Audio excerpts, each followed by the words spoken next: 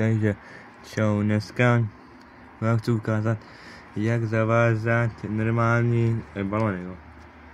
Jako toto už jste možná někdy viděli, ale to je jedno.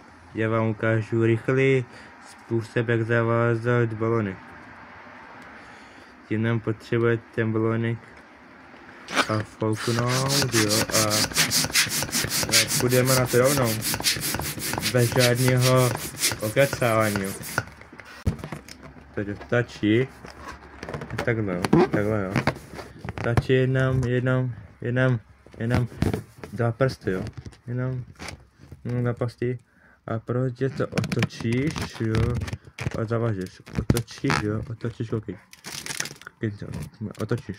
Otočíš, jo, a protáhneš.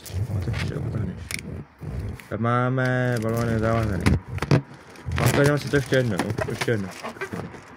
Tak to, no, ještě jednou. Tak to. Dvěma prstama otočíš a zavážeš. To je všechno. To je všechno z tohoto videa.